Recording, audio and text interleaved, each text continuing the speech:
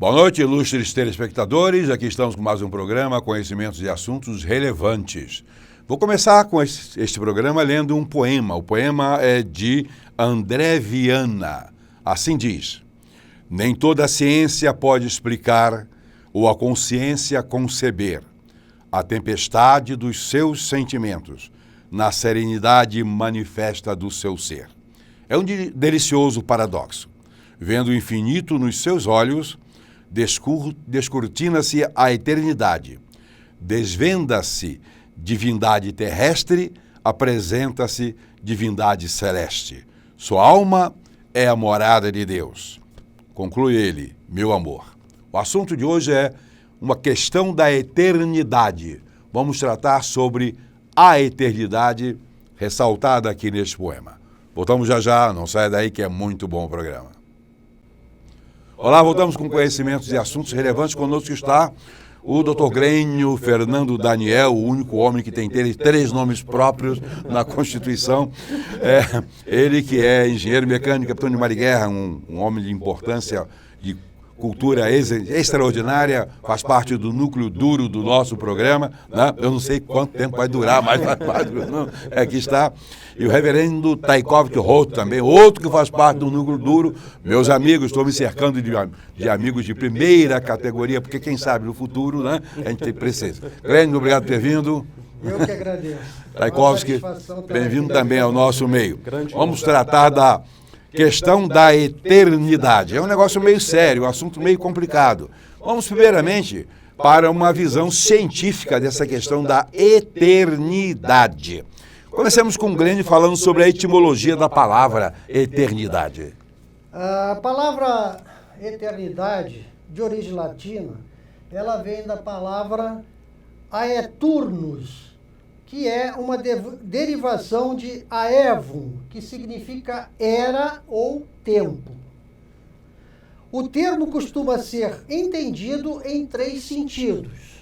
Tá? O sentido comum, o sentido filosófico e o sentido teólogo, que nós falaremos detalhadamente nos próximos minutos.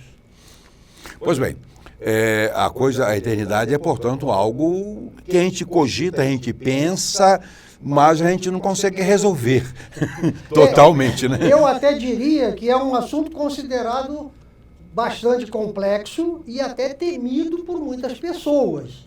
Por quê? Ninguém até hoje, à luz da ciência, conseguiu definir exatamente o que é eternidade. Por quê? Não temos olhos para vê-la, nem mente para compreendê-la. Mas, no entretanto, não devemos desconsiderá-la. Pois é. Olha, uma coisa interessante, eu não creio, essa palavra do Glênio agora foi fabulosa para introduzir o meu pensamento rasteiro. Né? Vejamos bem, é inconcebível alguém imaginar que houve um tempo, um momento, até porque, para o que vou dizer, a palavra um tempo ou um momento não caberia. Como é que você vai ter um tempo ou um momento quando nada existiu? Ou nada existia. Tempo e momento não cabe, porque nada existindo, não há um momento definido.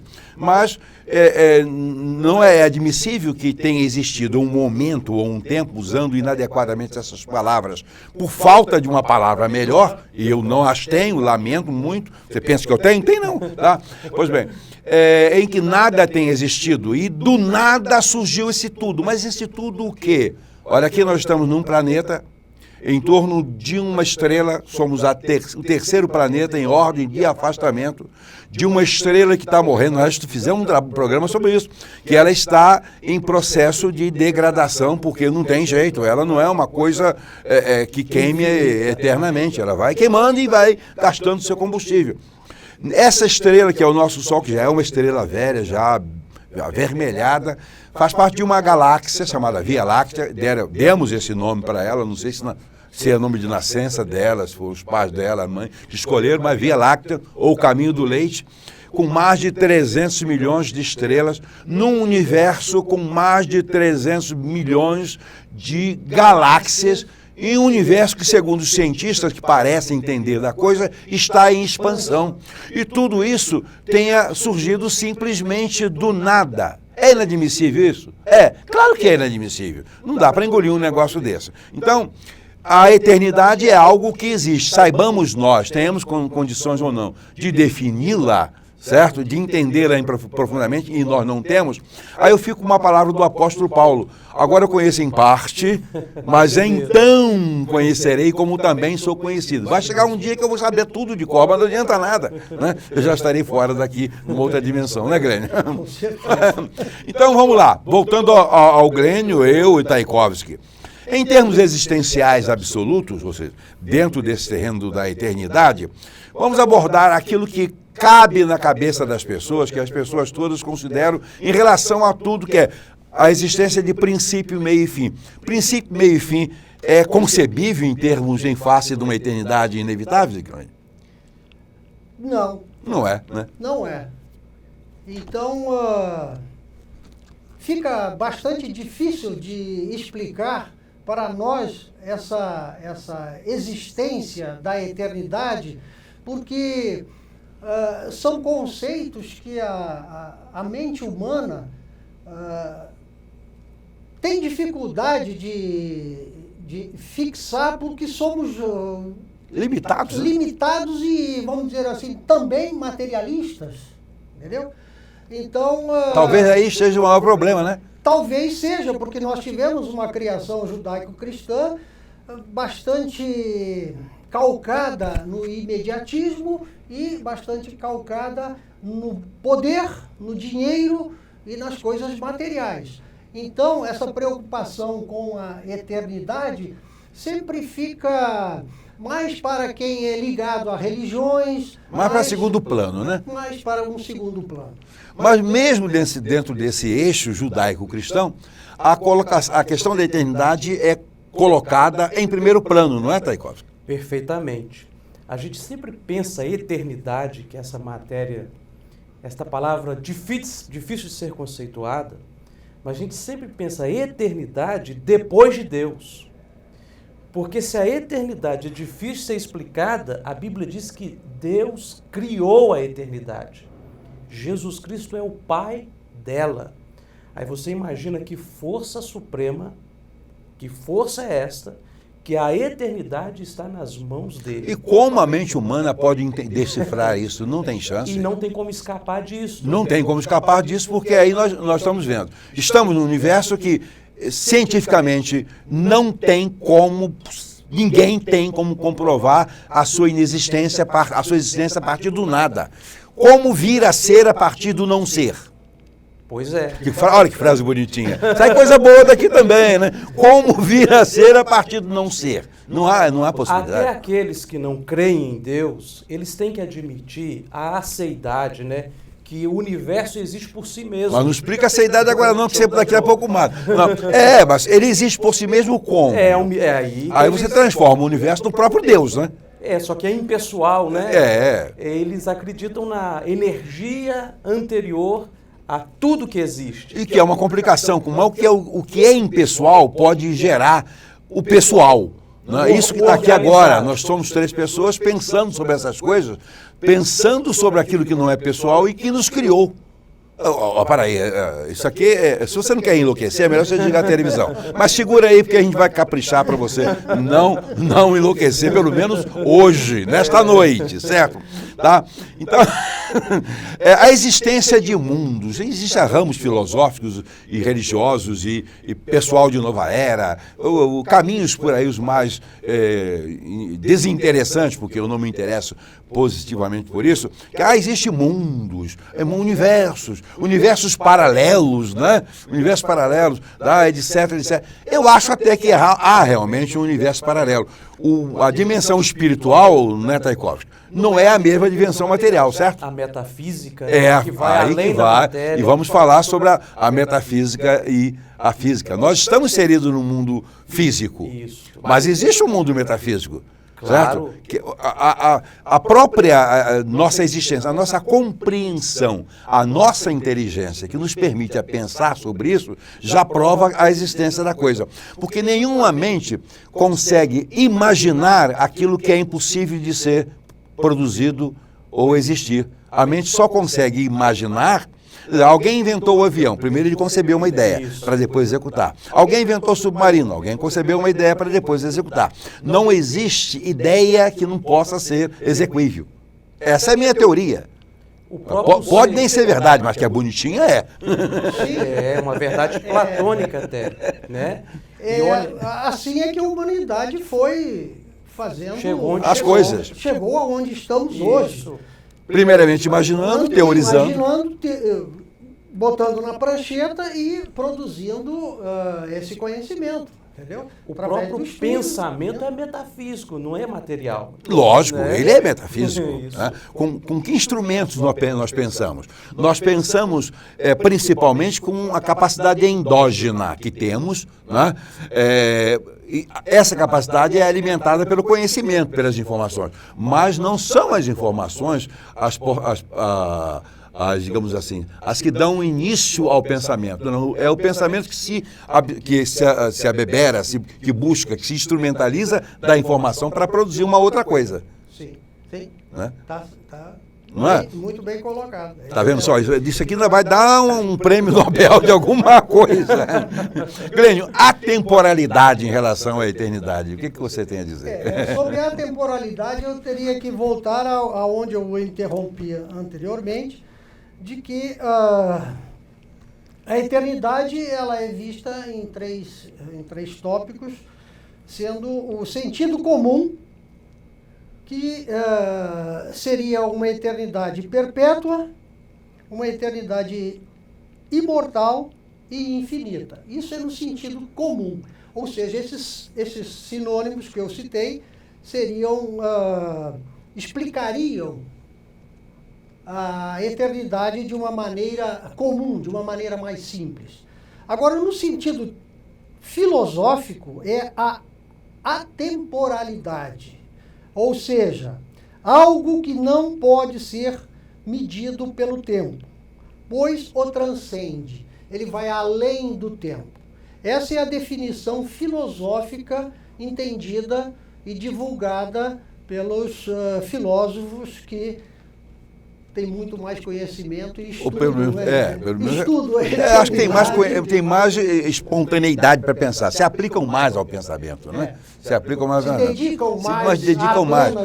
Aí o que acontece? A mente entra num processo de exercício e acaba levantando a coisa. Há um terceiro ponto ainda? Sim, que seria o sentido teológico. Talvez eu não seja a pessoa indicada. Mas o Tchaikovsky vai bater eu encontrei algo muito interessante que é no sentido teológico, seria uma vida sem começo nem fim, nem sucessão e do mais perfeito tipo.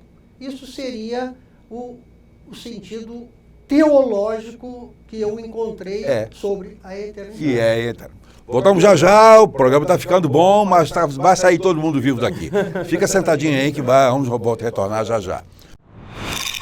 Você está assistindo Conhecimentos e Assuntos Relevantes. Olá, voltamos com o segundo bloco de conhecimentos e assuntos relevantes. Está muito bom, muito gostoso, falando sobre eternidade. Agora há pouco o Dr. Glênio já introduziu ele como engenheiro mecânico, já deu uma paletada legal na parte teológica. E vamos agora aqui receber toda a influência, todas as luzes que vêm da cabeça do nosso teólogo de plantão, que é o Tchaikovsky Holter. Né? A visão teológica nesse bloco. O que diz as línguas gregas e hebraicas sobre essa questão da eternidade? Para o hebreu e para a língua grega, a palavra eternidade tem a ver com um tempo que não pode ser medido, né? E quando esta palavra é duplicada num texto, de eternidade a eternidade, é que tomamos então este conceito de um tempo que não pode ser medido vezes um tempo que não pode ser medido, para dar a ideia de algo sem início e sem fim. Isso tem a ver com um dos atributos de Deus, da essência dele. Deus sempre existiu. Talvez você que não seja um cristão, professo, ou até mesmo um judeu, né? Um judeu, ou alguém que não tem uma religião, um ateu, ache estranho eu dizer que Deus sempre existiu. Mas este é um conceito da teologia que é também um axioma da ciência. É porque... E um dogma filosófico. Exatamente, como é que o universo sempre existiu, né? Se você quer que tudo tenha princípio, meio e fim, como é que você explica um universo que não tem princípio nem meio e fim? O cientista tem que admitir a aceidade do universo. Ele existe por si. Ele acha que é uma energia anterior à matéria. Então, não é um problema pensarmos em alguma coisa que existe por si. Tchaikovsky, de certa forma, isso me parece uma arrogância, uma presunção humana estúpida de querer explicar todas as coisas. É claro. Falta de humildade. Falta de humildade. Ele não vai explicar todas as coisas, começando que ele não vai explicar nem mesmo o fato de que todos os homens, todas as células dos seres humanos possuem o mapa genético de todo o seu ser. Ou seja, qualquer célula nossa pode ser usada para fazer uma cópia de nós mesmos. Como é que se explica um troço desse? Ele não consegue explicar isso que está lidando todo dia no laboratório? Mas segue aí. Tanto o cientista tem que admitir alguma coisa que existe por si mesmo, que é o universo que ele arroga afirmar. Nós acreditamos que Deus criou o universo, é diferente. Já o conceito aristotélico, né, da filosofia básica, materialista, o motor que move todas as coisas e não se move, sempre existiu também, só que era impessoal. Nós, cristãos e judeus, afirmamos que Deus é a causa primária de todas as coisas. Ele é antes da eternidade, ele cria o tempo e o espaço, que é onde podemos medir a ideia de eternidade, mas ele está acima dela. Ele é diferente do motor de Aristóteles e do universo científico. Ele é pessoal, ele se relaciona conosco, e o interessante, que o sábio Salomão diz, que esse atributo de Deus, Deus nos comunicou ele. Deus colocou a eternidade no nosso coração. Eu conheço um teólogo, eu gosto muito dele, inclusive, é muito íntima a relação que eu tenho com ele, pessoal, né? De que Deus e o universo seriam coeternos. Eu não sei se isso aí é uma coisa muito boa. Teologicamente falando, é inaceitável. É inaceitável. Porque você pega Deus criando tudo. Mas esse tudo que ele criou, né, vem dizer, princípio de quê? No relação à humanidade, tudo bem, nós sabemos quando começou, mas mesmo assim fundamentado na Bíblia, correto? Isso. A fundamentação em outros princípios fica totalmente sem suporte, né? Ele criou o homem do barro, etc. Mas impossível, não criou ninguém do barro, né? Pega a matéria humana e verifica o que tem nela. Rigorosamente tudo que existe na natureza, certo? Nós temos até cristais. Você sabe muito bem disso, porque nos olhos, você passou por algumas cirurgias, nós temos até cristais em nossa Constituição. Isso é encontrado onde? No pó. No pó, na terra. Olha, tudo, não existe nada no corpo humano que não seja encontrado na natureza. E vice-versa. Então, peraí, de onde?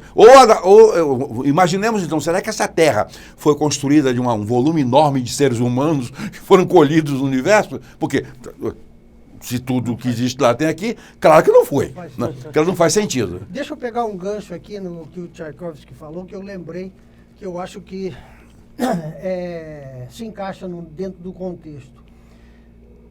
Você falou de uma semente colocada por Deus nos nossos corações. Eclesiastes 3:11, Salomão afirma isso. Sobre a eternidade. Então eu vou aproveitar e citar algo que me deixou bastante impressionado, porque eu tenho uma turma que tem um grupo no WhatsApp e correr desse ano nós perdemos 2 colegas, um por Covid, segundo os atestados, e outro por um infarto fulminante do coração. E as mensagens de praticamente todos, e eu sei que na minha turma tem ateus, tem espíritas, tem agnósticos, tem católicos, tem protestantes, evangélicos, enfim, é uma amostragem perfeita da nossa sociedade. Tá? As mensagens, todas elas são direcionadas à eternidade. Vai com Deus, que Deus o receba na sua morada, que Deus o conforte. Enfim, todos os colegas se manifestaram no sentido de que essa semente da eternidade está inserida, Quer queira, quer não queira. quer queira, quer não queira. Tá lá. Tanto isso é verdade que quando você está numa situação de aperto, qual é a primeira palavra que você... Ah, meu Deus! Ah, meu Deus, O cara nem acredita em Deus, ou diz que não acredita. não é? Mas nele está a semente. Está a semente, é muito, muito... E aí a muito gente pensa, o pai do racionalismo moderno, o pai do método científico, Descartes, ele diz que existem 3 categorias de pensamento que fluem na nossa alma, na nossa capacitação. O adventício, aquilo que vem na nossa cabeça e podemos elaborar. O fictício, aquele que nós criamos. E o inato, que é algo que já existe em nós. Quem está falando isso não é um religioso. É este inatismo, ele diz que esse sentimento de que existe uma eternidade é produzido por um ser eterno. Porque somente assim se explica ele existir em nós.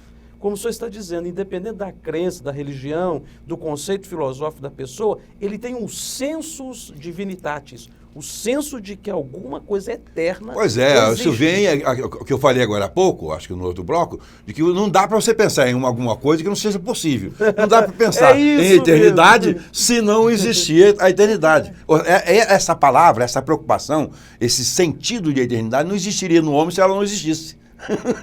Correto, é isso mesmo. E É na interessante. teologia existe agora, o que acontecerá? Será uma extinção eterna ou uma eternidade viva? A extinção eterna pressupõe destruir tudo, E aniquilar e levar para onde? para o zero.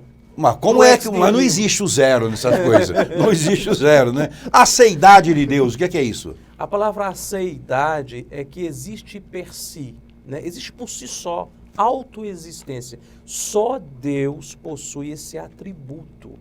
Ele comunica, Que é absoluto? Absoluto. Ele comunica a eternidade para a gente, mas a eternidade futura. É, a partir de. É, a né? partir A de. partir de. Isso mesmo. Houve um momento quando nós não existíamos na nossa nossa perspectiva de um ser, mas na dele já. Já. Ele já tinha os seus decretos eternos. Incluindo você, ele, Isto. eu para viver 100 e poucos anos, E você. quando ele escreve a história, ele dizia, no tempo tal vai existir esses 3 E a ali. entrada de Jesus Cristo, que é a segunda pessoa da Trindade, nesse universo aí. É a humilhação de Deus foi se encarnar, né? Nós não temos noção do quão humilhante foi aquele eterno Deus que criou o tempo e o espaço, agora entrar nesse espaço-tempo. Ele tangeia a história, pisar nesse chão duro e ouvir os nossos impropérios, né?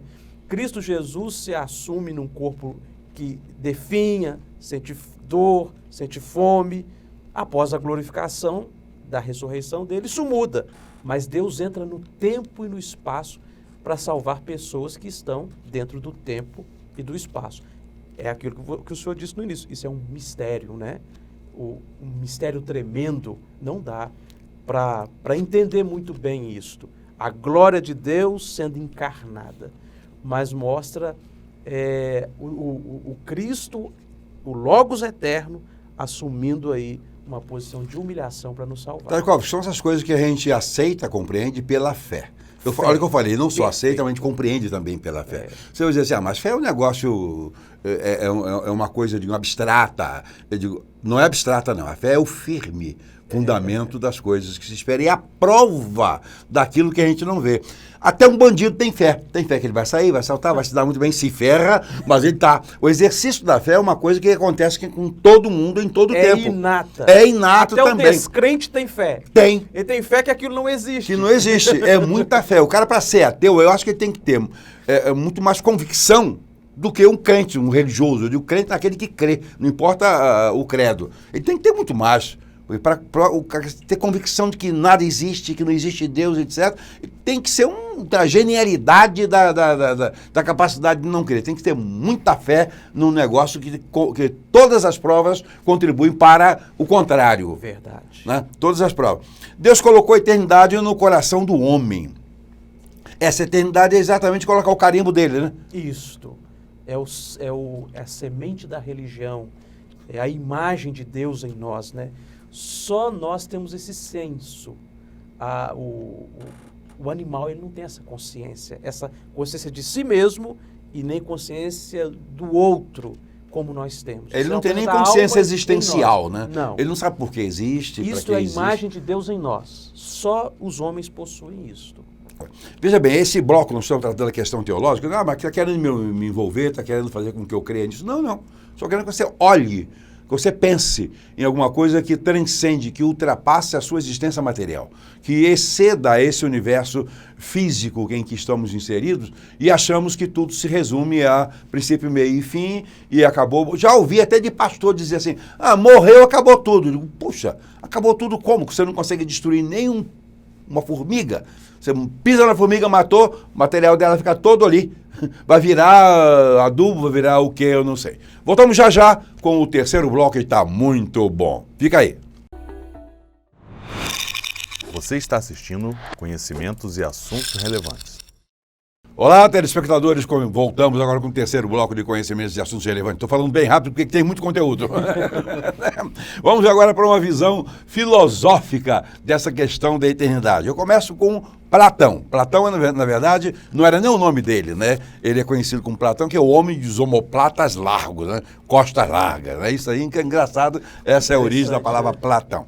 Ele disse, o tempo não passa da imagem móvel da eternidade imóvel. Eu acho essa frase assustadora, bonita. A eternidade, né? A imagem móvel, o tempo não passa de uma imagem móvel de uma eternidade imóvel. O tempo é alguma coisa que a gente percebe, né? Como sendo alguma coisa que flui, e na verdade flui em relação ao espaço, né? Mas na verdade ele dá uma ideia de algo imóvel, que na verdade também é aquele primeiro motor, etc. Eu vou começar com Tchaikovsky, segundo a indicação do chefe Mor. Essa visão platônica, ela é muito importante, porque ele entende que o mundo que vemos, esse mundo material, é só uma sombra de um mundo imaterial, metafísico, ideal. Então, quando ele olha o tempo, que para nós é de uma grandeza poderosa, para os gregos também, né? O tempo criou as divindades para os gregos. Quando ele olha o tempo e diz, o tempo é só uma sombra do eterno imovível. Ele não sabia desse eterno imovível como o Deus cristão que temos, mas ele sabia que era um ente, um ser absoluto, e que o que nos assusta é a sombra dele, o tempo. Por isso ele trabalha essa ideia. Tchaikovsky, há um versículo, se não me engano, acho que é em Salmos, os céus proclamam a glória de Deus e o firmamento anuncia as obras das suas mãos. Olha só, está falando isso aí para quaisquer pessoas, independendo de ser do eixo judaico-cristão, ser islamita. Isso é uma constatação. É uma constatação. A gente vê o seguinte, quando os europeus chegaram na América, encontraram aqui os indígenas, que são povos de origem orientais, que vieram aí lá pelo Estreito de Bering, pererecando pelo Oceano Pacífico, etc. Muito bem, encontraram eles aqui e observaram que um grupo era, digamos, umbandista, ou seja, seguia a demônios, etc., e outro grupo que adorava o Sol e a Lua como representantes de divindade. O Sol, veja bem, lá os egípcios tinham o faraó como sendo o filho do Sol, os incas como o Inca era o filho do Sol, era o Deus, o Sol era o Deus deles. Eles estavam confundindo uma coisa com outra, mas estavam certos quanto ao sentido. O sentimento O sentimento estava certo. Ou seja, como é que esses camaradas têm esse sentimento totalmente fora do chamado eixo judaico-cristão, né? Olha só, é inata essa ideia desse primeiro motor, que Tomás de Aquino vai fazer aquelas provas da existência de Deus. Tomás de Aquino gosta muito. Gosta disso e aquilo é impossível de se contestar. As provas da existência de Deus, segundo Tomás de Aquino. Como é que você contesta aquilo? Você não tem saída. Que inteligência vai? Você pode fazer até perguntas em cima. Glênio, em cima do tempo não passa da imagem móvel da eternidade imóvel. O que chegou na sua cabeça agora aí? Eu teria pouca coisa a acrescentar. Mas acrescenta pouca coisa que você tem, que para mim é demais. Porque é uma área um pouco diferente da que eu costumo labutar, ou no passado, e que só recentemente tenho procurado ler e me informar a respeito disso. Essa frase, ela é de uma profundidade que eu vou me colocar nos seres comuns. Tenho dificuldade, confesso, para entender a magnitude dessa expressão, porque me considero bastante limitado nessa. Mas veja nessa só, hora, mas há uma nessa- coisa que você constata. Veja bem, quando éramos jovens, 14, 15, 16, que vontade de fazer 18 anos, né, para poder ficar livre do papai e da mamãe, etc. E custava passar. De um aniversário para o outro, Natal para chegar, demorava para danar, para chuchu, né? Pra E chuchu agora, como passa rápido? Depois que a gente passou dos 18 anos, o tempo corre. Olha só como é que é esse negócio. Essa questão mas o tempo é o mesmo, mas é a percepção do tempo, né? A percepção do tempo. Nós precisamos perceber essa questão da eternidade como uma coisa real. Na verdade, ela é muito curta. Por quê? Porque para nós ela está entre o momento que nascemos e o momento que morremos. Nós temos que resolver toda a problemática da nossa vida em relação à eternidade nesse período de tempo que temos. Que pode parecer muito, mas quando o cara está chegando na velhice, quase morrendo, ele vai dizer assim, puxa, como foi pouco. Agora eu tenho a acrescentar. Manda. Por incrível que pareça, depois dos 70, esses assuntos da eternidade, esses assuntos ligados a um fim, A essência da vida? a essência da vida, elas começaram a surgir ao natural nos meus pensamentos, as minhas preocupações. O que vai acontecer, como é que vai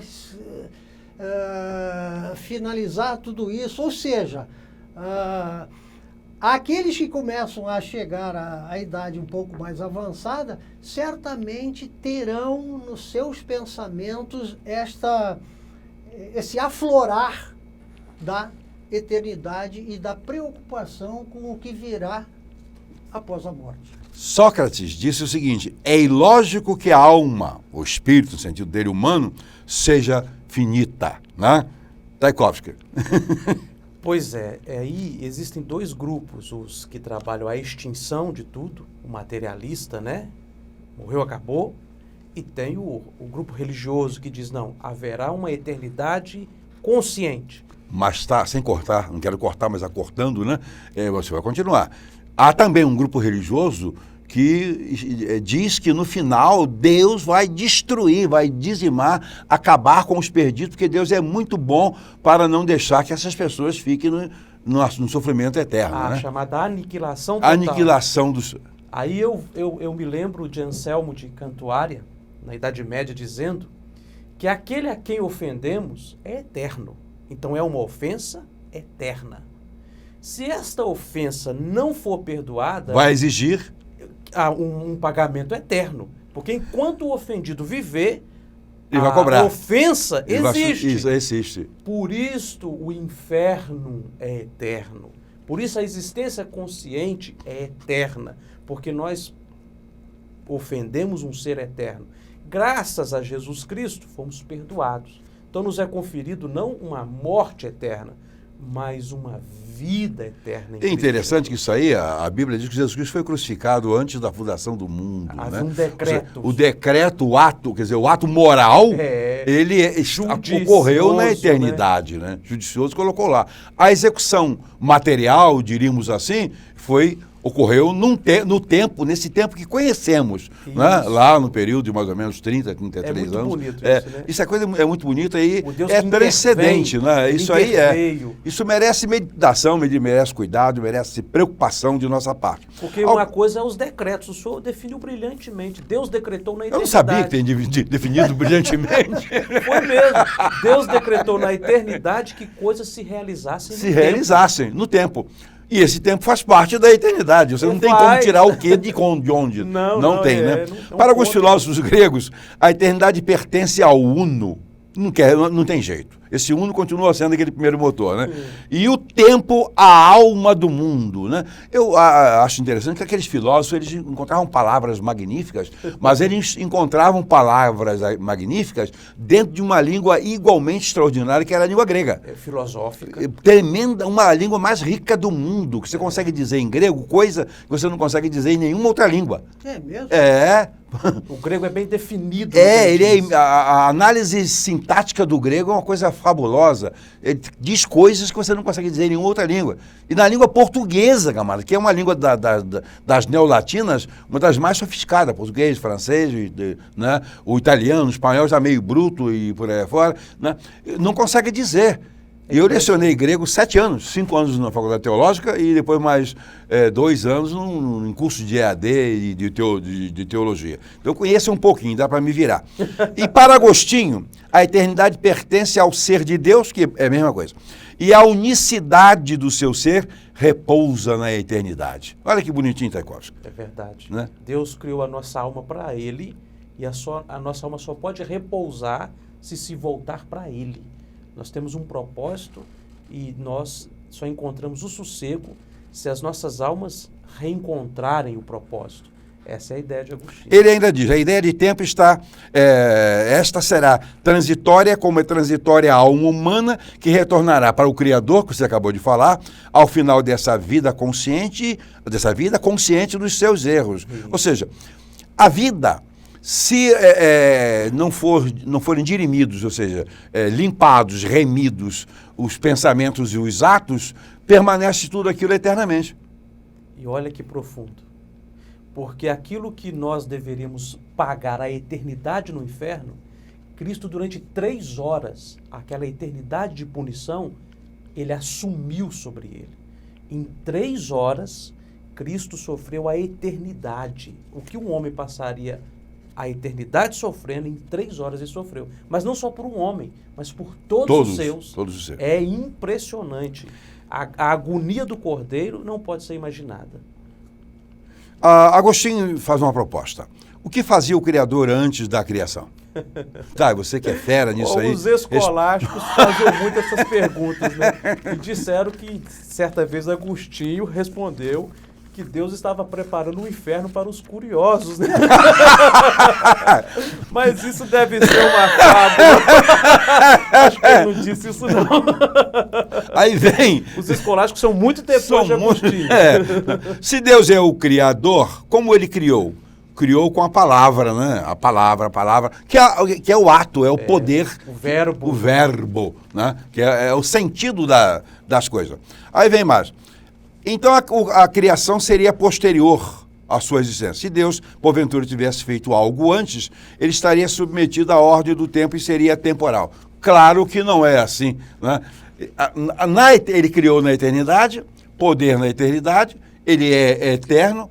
Todas as coisas que existem já existiam, tão somente foram realizadas, materializadas dentro do princípio da eternidade. Consequentemente, não há como se pensar, enfim, em destruição, em que seja pulverizada. Não tem como. Pulverizar, na verdade, é transformar alguma coisa sólida em pó, mas também não acaba com essa coisa. Certo, Glenn? Porque a ideia da criação é que Deus cria e continua energizando. O grego cria e sustenta, né? Cria e sustenta. Jesus Cristo falou uma vez, meu pai trabalha até agora, eu trabalho também. O que Deus está fazendo agora? Pô? Tudo eu já não tenho mais nada para fazer, ele ainda tem? Ele tem para fazer. Então, realmente é muito interessante esse assunto. Deus cria e mantém. É muito preocupante e é muito importante. E eu convido você a que medite um pouco mais. Voltemos já para o quarto e último bloco.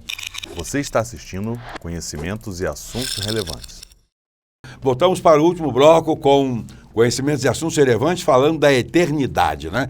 E esse bloco parece que não vai acabar, mas vai acabar. Não é eterno. Com todo esse som que está sendo liberado aqui por força da física, não vai ser afastado do universo jamais. Vai rodar aí pelos planetas, satélites, vai chegar à última galáxia, é o menor de todos os planetas da última galáxia. Você sabe qual é? Não sabe, eu também não sei. Vamos lá. Uma visão pessoal da questão da eternidade. É possível saber como será a nossa vida na eternidade, na perspectiva cristã, Tchaikovsky? Nós dependemos da revelação. As Escrituras dizem para nós sobre uma existência pós-mortem, que é pessoal e consciente. Então, o que nós sabemos de eternidade, não podemos especular. Nós temos que crer nas Escrituras e elas nos dizem sobre isso. Então, a vida após a morte, e ainda haverá uma ressurreição, quando Cristo nos erguerá do pó, para vivermos também em corpos gloriosos e corruptíveis, eternamente com Ele, sem fim. Veja bem, uma questão de justiça. Falam tanto em justiça, movimentos querendo justiça para lá e para cá. Bom, então todos os nossos atos têm que passar pelo crivo da justiça. Né? Se você faz alguma coisa errada aqui e põe a mão em você, você vai parar lá na polícia, depois no juiz, depois num presídio e não escapa. A coisa é séria.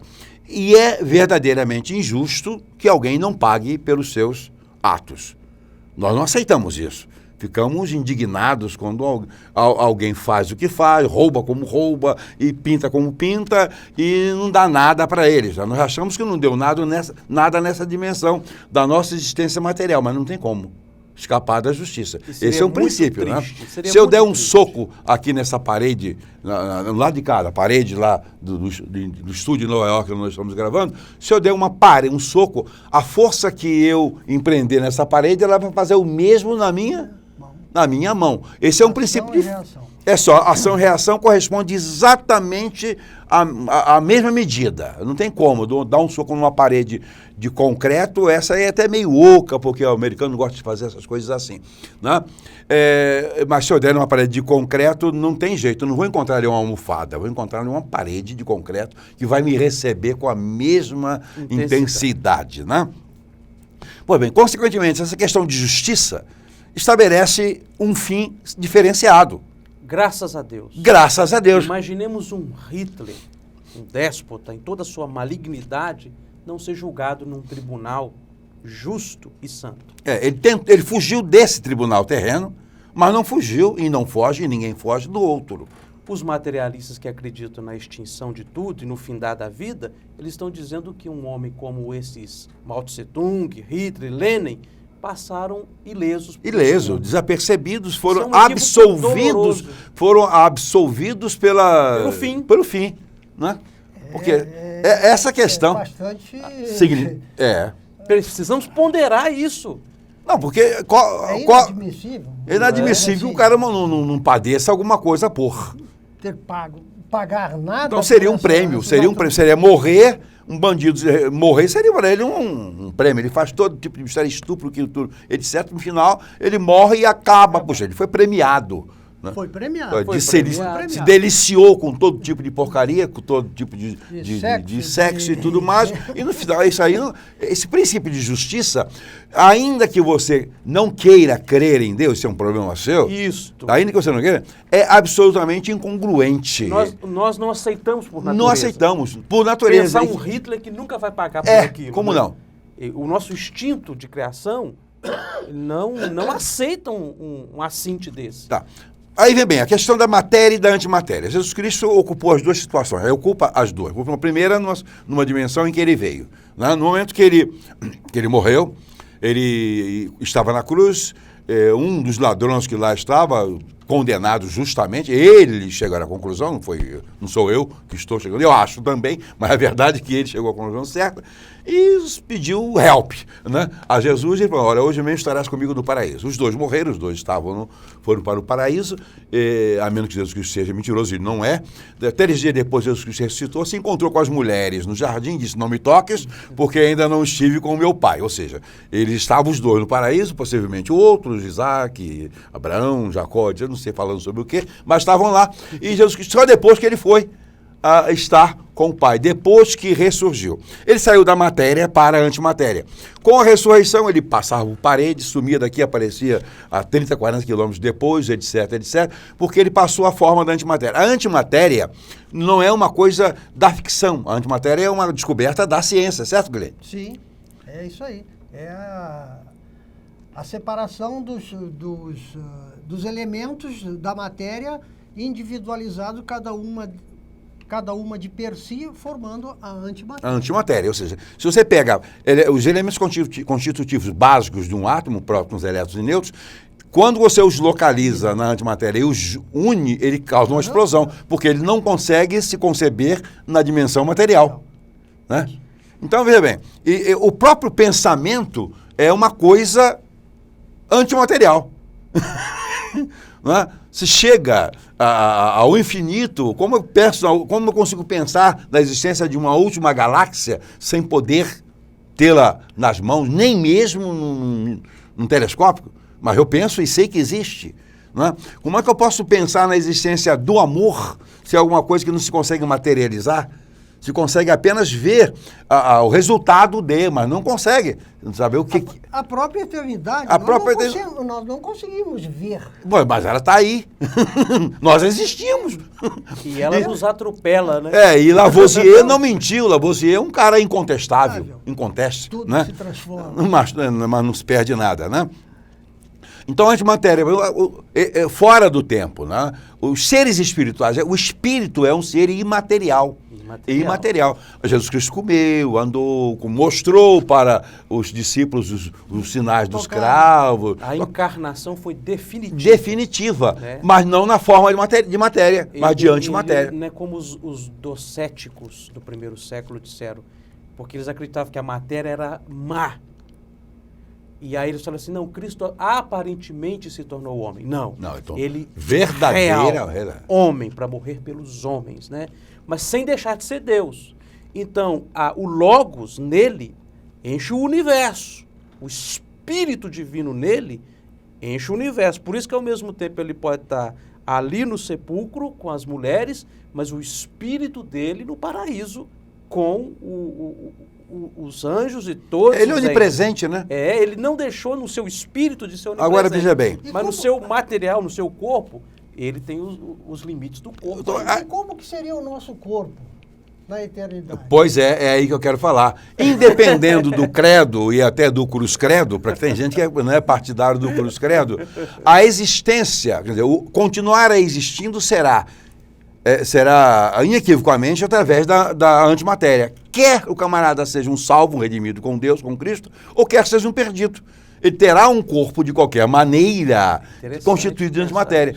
Tanto para desfrutar da salvação, resultado da obediência, do perdão, quanto para amargar pela condenação. Ele continuará sempre com uma existência eterna, pelo simples fato, até científico, de que é impossível destruir qualquer coisa. Dar fim a todas as coisas. Tanto na glória precisamos de um corpo transformado para suportar a glória, quanto aqueles que ressuscitarem para a punição eterna precisarão de um corpo transformado para suportar também o rigor do que tem que ser imaterial, porque material ele morreria. A Bíblia chama de um corpo incorruptível, o nosso, quer dizer, pelo menos o meu. De você. Nós não vamos se corromper com o tempo. O incorruptível se transformará na incorruptibilidade, né? Eu tenho uma frase, essa frase é minha mesmo. Se for boa, divulguem bastante, por aí, quem sabe um dia eu fico até notável, né? Daqui a 500 anos estão me citando em programas semelhantes a esse, né? Que serão evidentemente transmitidos de forma diferente, a tecnologia será outra, né? Na ressurreição, isso para os salvos, o ser humano terá características humanas, mas não será mais humano. Terá características divinas, mas não será divino. Né? Ele terá características divinas, estará em espírito, né? Mas não será divino. Divino continuará sendo Deus. Né? Agora, quanto aos perdidos, após a segunda ressurreição, que é para eles, não é isso porque eu tenho minha concepção, né, pré-milenista, dispensacionalista, pré-tribulacionista, etc. Somos tão diferentes, eu e Tchaikovsky, quanto eu sou bonito, ele nem tanto. Ele nem tanto, né? Na segunda ressurreição, o ser humano continuará sendo humano, contudo não mais sujeito à morte ou destruição. Não mais envelhece? Não mais envelhece, não tá- mais se desgasta. Mas no caso, o perdido está mas lascado. vai continuar comendo, vai continuar bebendo. No inferno, não. Vai continuar se pegando. É, Lá, não. Lá a coisa vai complica, só né? ter choro e ranger de dentes. Sim. Vai se alimentar de suas Aí, lágrimas. até que tem aquela piadinha do camarada no inferno, assim, não, o inferno deve ser uma coisa. Estava escutando, eu vou pro céu, pro inferno. Às vezes quando fala, lá vem ela, depois, deve ser uma mulher, né? Lá vem ela, depois. Aí é outra. Lá deve ser muito bom. Lá vem ela! Aí não, eu vou pra lá. Quando ele entrou lá, vi que era um tacho enorme de bosta e as pessoas gritavam, lá vem ela, é a lâmina que vinha de... Meti a cabeça. Era a lâmina que estava vindo por aí. O que agrava o inferno não é nem a punição em si, mas é você ter consciência do quanto Deus te rejeitou. Essa ausência da paternidade de Deus no ser humano é o inferno que ele já experimenta em partes agora, né? E no inferno em si, será palpável ele perceber que Deus o odeia. E será eternizada essa situação isso é horrorosa muito que as pessoas padecem desde agora, Não né? ser amado nem pelo... Mas por Deus um princípio de amoroso. rejeição do indivíduo. O indivíduo não foi decretado para. Para. Ele que tomou Ele que a tomou não decisões precisa disso, para- né? E- Ele não precisa... A Disso. última página da história dele não É foi porque Deus escrita. seria tremendamente injusto, né? Em decretar alguém para condenação que esse alguém não tivesse feito algo que o merecesse. Diríamos E assim. aí há a divergência calvinista. Ah, então divergência- eu vou me opor. Você se opõe a isso aí, eu seguro isso por aqui. Estamos chegando ao final do nosso programa. Eu quero agradecer muito ao Talikovski, que é meu amigo. Prazer Né? estar aqui, Somos professor. inimigos éticos. Somos não, estou Me brincando. sinto muito honrado de estar aqui com o senhor. Eu tenho aprendido muito. E o Glenn, que é meu amigo de quanto tempo, né? Temos sangue belicista, diríamos assim. Né? Nem tanto. Temos bastante, tem tanto, né? Por esse programa. Quero que você não se esqueça, acesse redeagatos.com, temos informação muito importante lá. O quinto bloco que vamos colocar agora é explicativo, redeagatos, com TH, redeagatos.com. Temos uma informação muito importante para você daqui a pouquinho lá. Muito obrigado, até terça-feira nesse mesmo horário.